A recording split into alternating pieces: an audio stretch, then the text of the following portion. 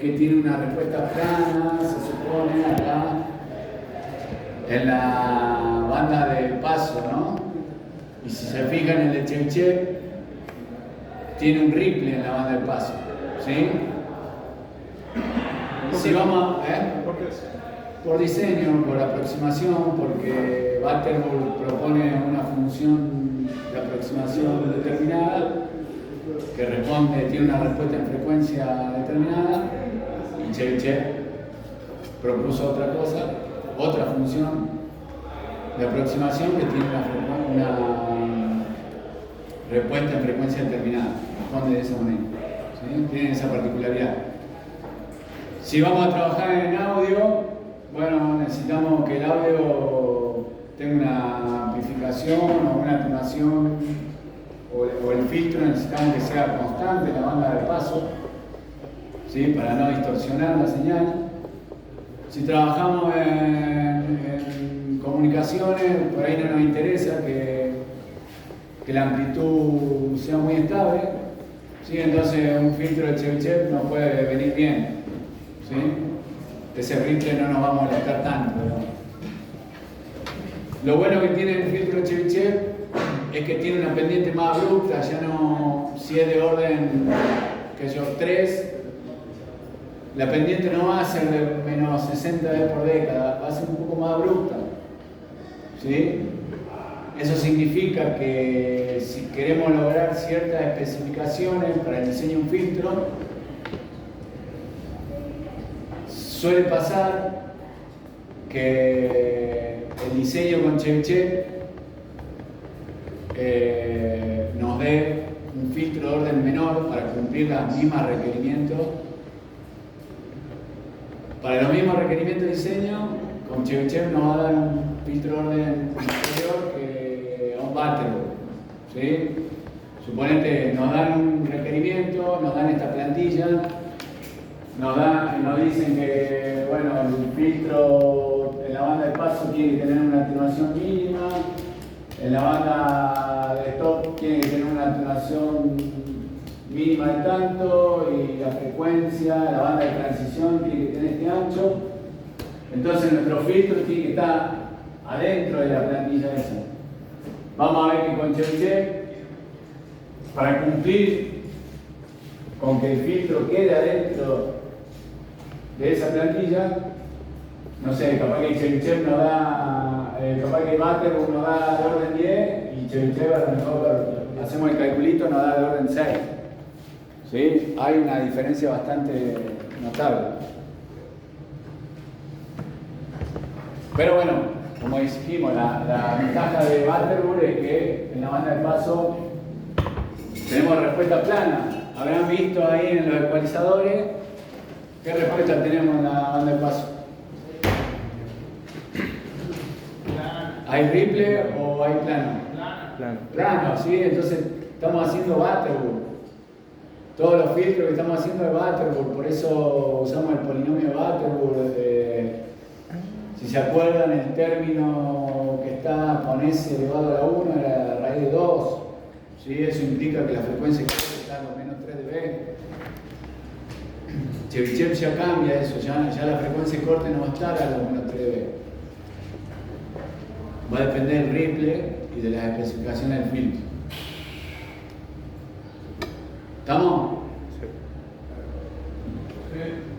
La idea es que a partir de una plantilla como esta, que nos dé la atenuación máxima de la banda de paso, la atenuación mínima en la banda de stop y la banda de transición, es decir, la frecuencia corte y la frecuencia stop, nosotros con eso tenemos que ser capaces de diseñar un filtro Butterworth o un filtro Chebyshev. Fíjense estos dos puntitos. Este punto tengo en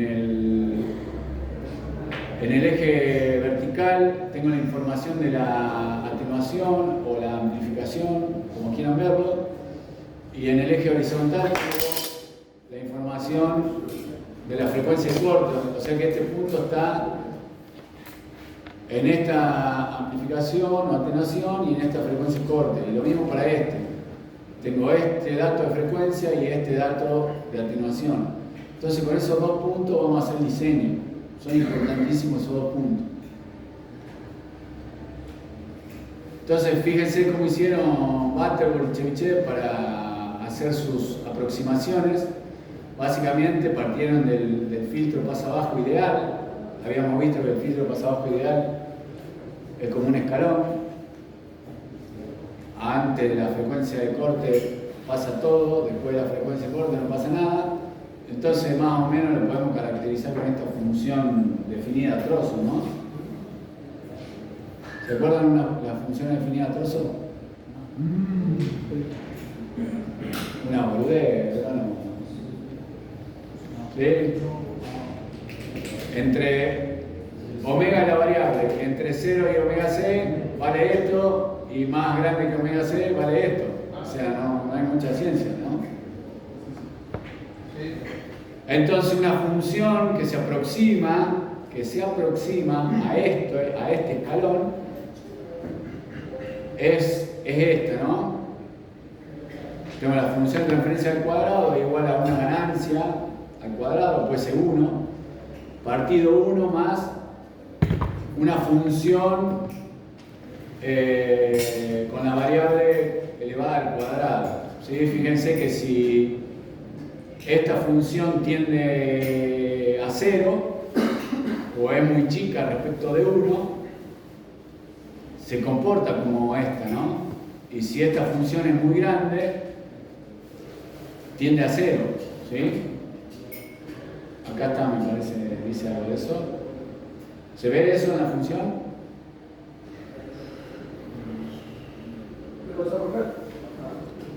Nuestra variable es omega, ¿verdad? Si esta función, que depende de omega, es muy chica respecto al 1, puedo decir que es despreciable, por lo tanto me va a quedar a cuadrado partido 1 a cuadrado. Es este caso, ¿sí? Cuando omega es más chico que omega c, es decir, cuando omega es chico, ¿sí o no? Y cuando si esta función es muy grande, este caso, coincide con que omega sea grande, el denominador va a ser muy grande, por lo tanto, si divido algo dividido algo muy grande, esto tiende a 0, ¿no? Sería este caso, ¿sí? Obviamente esto es progresivo, no es tan discreto como el caso ideal, ¿no? Pero cumple, de alguna manera cumple. ¿Sí o no?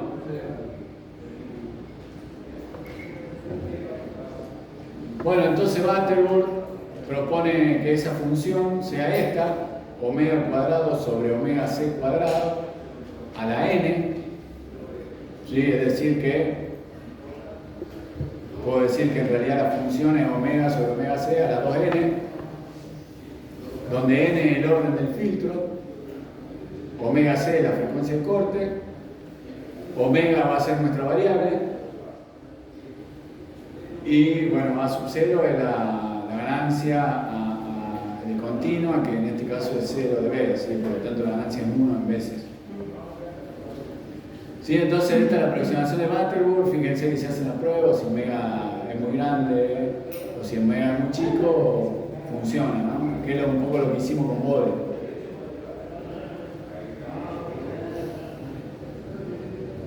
¿Sí? Entonces acá viene la cuestión. Acá viene la cuestión de esto que les decía de los dos puntos. A ver. O sea, trabajar con Butterworth y trabajar con Chebyshev es lo mismo, porque vamos a intentar aproximarnos a una función que nos den, a unos requerimientos de diseño que nos den. Solo que la función de aproximación de uno es un tanto diferente a la función de aproximación del otro.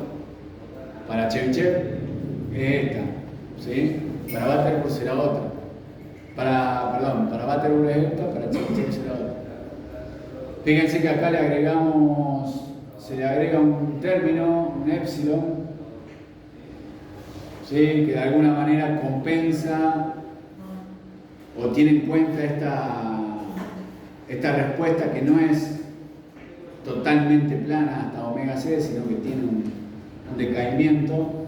Entonces, bueno, ese epsilon de alguna manera compensa eso.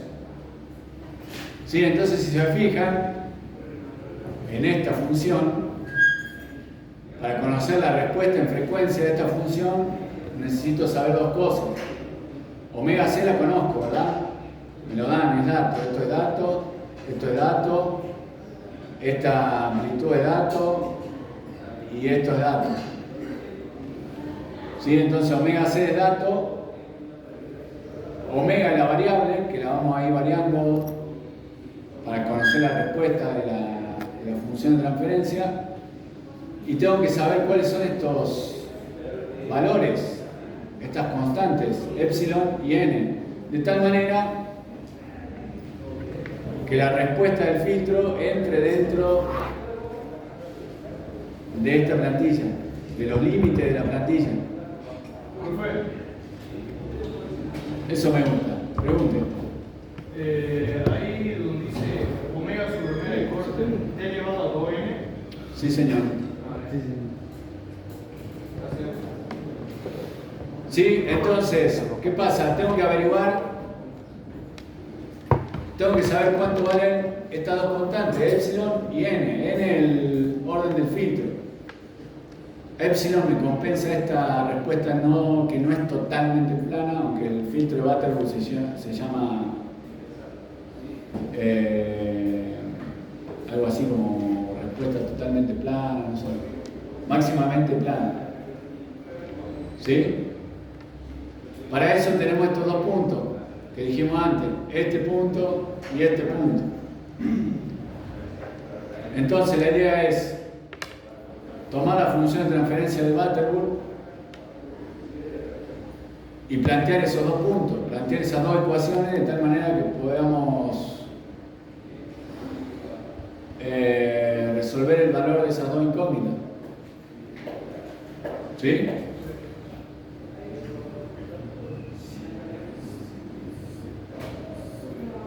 ¿A alguien se le ocurre cómo?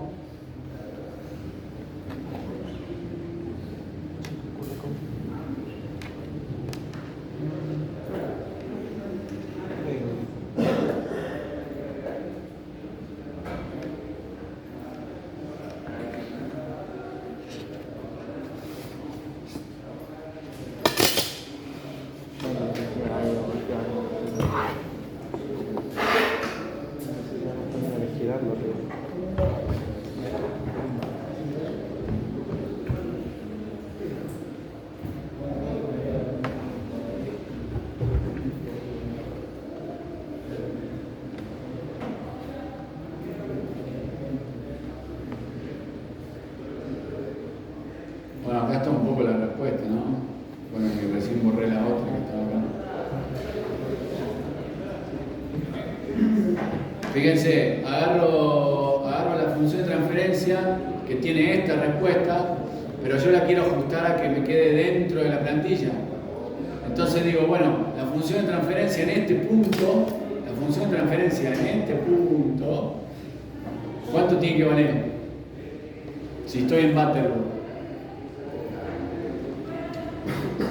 Bueno, no importa si estoy en Butterworth o no. ¿Cuánto tiene que valer? Me lo dan de dato. ¿Cero? ¿Por qué?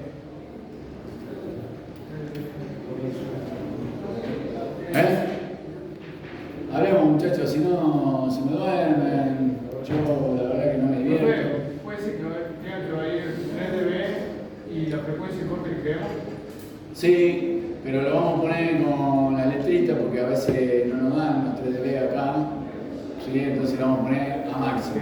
¿Sí?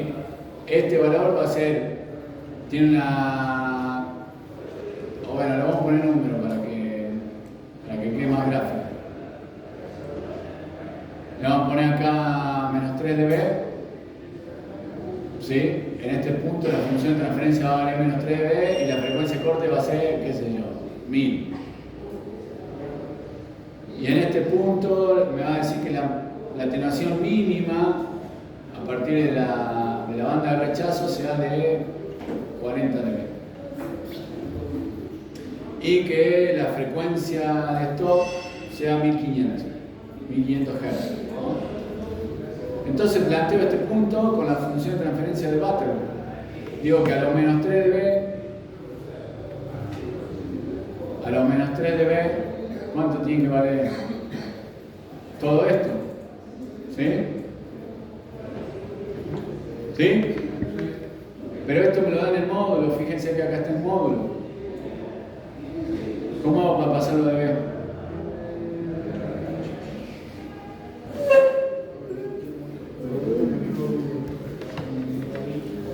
¿Cómo es? ¿Y multiplicado por cuánto? ¿Cómo? 20 logaritmos del módulo, ¿no? Entonces digo que a los menos 3 dB la función de transferencia va a valer 20 logaritmos de 1 partido 1 más epsilon cuadrado omega sobre omega c a la 2n raíz cuadrada. Es lo mismo. ¿Estamos hasta ahí? Bueno, pero fíjense que acá estoy parado en el punto donde omega vale omega c, entonces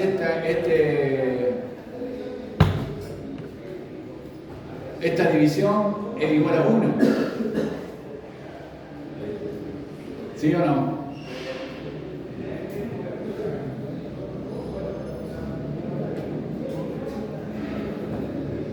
¿Por qué, profe? Si omega del corte vale 1000, omega también valdría 1000. Claro, porque estoy parado en este punto, no estoy parado en este. Acá omega vale otra cosa. ¿Sí? Sí. Pero como me paro en este punto, coincide con la frecuencia de corte, entonces omega vale 1000 también.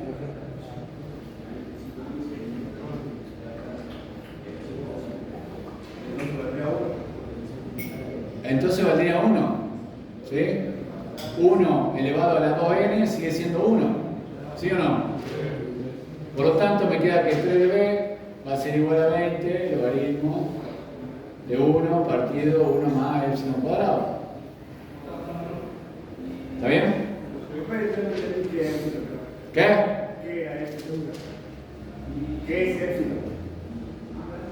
Es lo que es una constante que compensa, un poco busca compensar esta respuesta no tan plana en la banda de paso.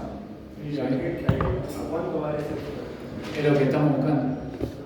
Necesitamos saber el valor de epsilon y el valor de n. ¿Sí? ¿Por qué no viene más cerca si no ve? ¿Por qué no viene más cerca si no ve?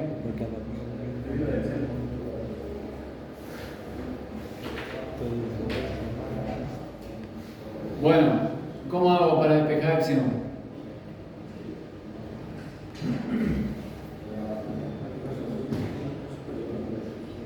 ¿Cómo hago? No hay que hacer raíz de ¿Cómo? Profe, puede ser que pasaría la raíz como potencia y el lado de donde quedaría solamente la fracción, que será 1 sobre 1 más epsilon al cuadrado. ¿Cómo paso la raíz como potencia? Para otro término más. Pero si está en el argumento del logaritmo. ¿No sería hacer una raíz por el numerador y el denominador? Sí, lo puedo hacer. No me altera la igualdad, pero me sirve de algo, digo. ¿No tiene una propiedad del logaritmo en cuanto a las raíces? Sí. Que pasaría como recta, No. división. ¿Por qué? No sé, estoy adivinando, pero No me gusta. Profe, Profe, la raíz no era solo la hora. Es lo mismo en el numerador del denominador, lo mismo porque tengo 1 arriba. En realidad, si se acuerdan, esta raíz no estaba en la filmina anterior, a ver. Es lo mismo. ¿Dónde estoy?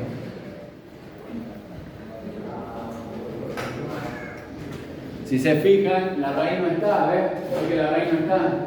Pero tengo el módulo del cuadrado, entonces si lo paso al otro lado, sí me queda la raíz. ¿Sí?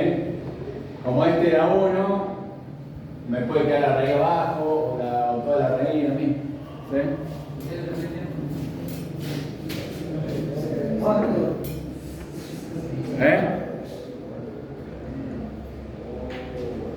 Bueno, había una propiedad del logaritmo que dice que el logaritmo de A a la B es igual a B por el logaritmo de A. ¿Sí? Es como que el exponente baja multiplicando. ¿Sí o no? Y si tengo una raíz, puedo decir que el exponente es como un medio.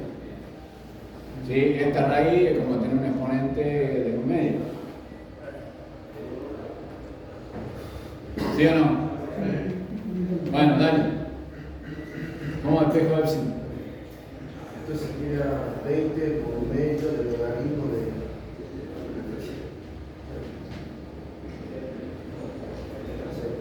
Profe, si en el logaritmo había por ejemplo, una división, no podemos mostrarlo como una recta de logaritmo, y ahí se vamos separamos, y hacemos dos logaritmos y a la raíz la pasamos dividiendo. Bueno, por ahí yo ya saqué la raíz. Puedo hacer el logaritmo de 1 menos el logaritmo de 1 más epsilon. Lo puedo hacer, pero el logaritmo de 1 es 0. O sea que me va a quedar menos el logaritmo de 1 más epsilon cuadrado. O lo puedo pensar como hago la inversa de lo que está dentro del logaritmo con una potencia a la menos 1. Es lo mismo, es exactamente lo mismo, cumple también. Sigo manteniendo la igualdad. ¿Sí? Y fíjate que esta potencia la puedo pasar como multiplicando y me queda negativo. ¿Sí? Por lo tanto, los signos negativos de ambos lados del igual los puedo sacar. El 10 lo puedo pasar dividiendo y me queda 0,3. ¿Sí? ¿Y cómo sigo? ¿Cómo paso el logaritmo?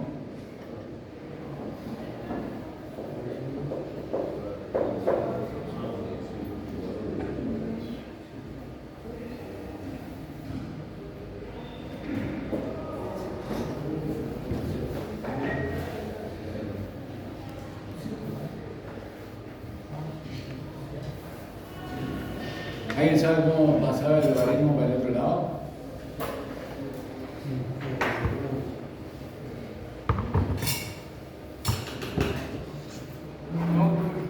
¿No? ¿Lo llevamos a algo? ¿Cómo? Podríamos replantear la ecuación como una potencia, porque el logaritmo tiene base 10 y elevado a 0,3 no daría la función que sea 1 más Euler elevado al cuadrado. Bueno, no es Euler, ¿no? No es Euler, es epsilon, o no sé a qué le llamaba Euler, ¿no? Euler es cuando que el coseno es igual a E a la no sé cuánto más E a la no sé cuánto, ¿sí? Dividido 2J. Bueno, 10 a la 0,3 tiene que ser igual a 1 más epsilon cuadrado. Por lo tanto, epsilon va a ser igual a la raíz cuadrada de 10 a la 0,3 menos 1. ¿Sí? ¿Cuánto vale epsilon? La calculadora sí la podemos usar, ¿no? Profe, ¿de dónde se obtiene el 0,3? De lo que se escribió el 10 que pasaba. Porque teníamos un 10 acá multiplicando y teníamos el 3 acá, de los 3 de B, lo pasé dividiendo. 10 dividido 3, 0,99.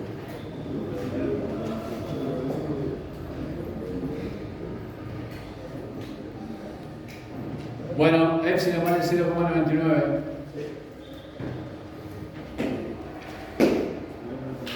¿Se entiende cómo planteamos acá la cuestión? ¿Sí? Entonces, con este punto puedo calcular el valor de epsilon, porque en ese punto omega es igual que omega c, entonces la división se hace 1, elevado a las 2n sigue siendo 1, entonces se me va a una de las constantes incógnitas que no sé, no me aporta nada, entonces puedo calcular la otra. ¿Estamos? Bueno, ¿Qué cosa? porque recién dijo. No, digo que la idea es tomar la aproximación de Vanderburg. A ver, repasando. A nosotros nos dan un requerimiento para el diseño del filtro, un requerimiento como el que está acá. Me dice que atiendan un poco, chicos, así vamos captando la idea. Esto es importante. A nosotros nos dan un requerimiento de diseño, ¿sí? Para diseñar un filtro. Nos dicen, bueno, el filtro en la banda de paso, bueno, va a ser paso abajo en este caso, en la banda de paso, como máximo puede tener una atenuación de menos 3 dB, ¿sí? Y la frecuencia de corte va a ser 1000 Hz. Y nos dice que en la banda de rechazo, como mínimo, tiene que tener una atenuación de 40 dB. Y la frecuencia, a partir de que empieza a valer menos 40 dB, la función de transferencia tiene que ser 1500 Hz. ¿Sí? Entonces ahí tengo info para plantear la función de transferencia. Tengo dos puntos, tengo este punto y tengo este punto. Me dan esos dos puntos de información. ¿Sí? Entonces yo sé que en este punto, como mínimo la función de transferencia, en ese punto la función de transferencia tiene que valer menos 3 dB. A un valor de frecuencia, acuérdense que la variable es omega, a un valor de frecuencia 1000. Es como si este fuese la X, este es la X y este es la Y. Esta es la X y esta es la Y. Es lo mismo, una función. ¿Sí? Hay puntos. Me están dando dos puntos como requerimiento. ¿Sí? Entonces, para calcular el epsilon, puedo usar este primer punto. ¿Por qué? Porque en ese punto, omega es el punto donde omega vale 1000, que coincide con la frecuencia de corte, entonces todo esto se hace 1. Todo vale 1. Entonces el valor de n no me interesa, de momento. Puedo despejar epsilon. ¿Sí?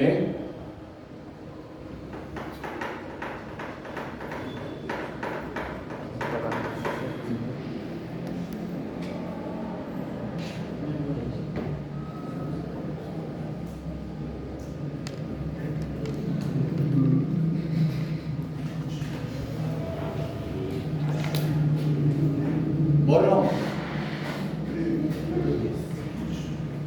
Bueno, ¿cómo podemos hacer para calcular el orden del filtro entonces?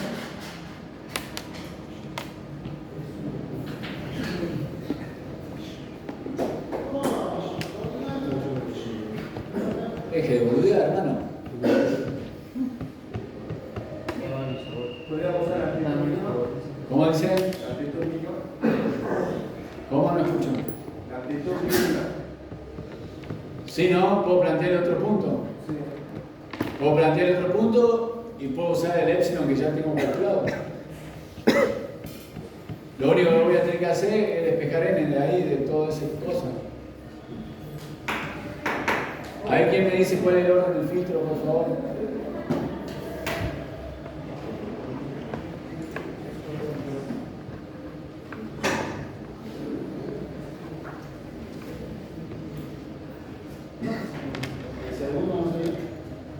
¿Por qué?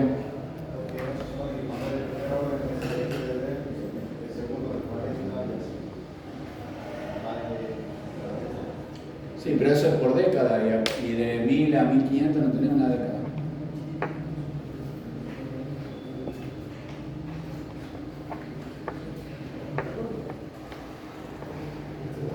Hay que escribir, muchachos. Escribamos. Usted va a venir en el 2026 a rendir. Hasta el 2026 va a estar en la escuela. Así que si quiere ir a la universidad, yo le diría que empiece a estudiar.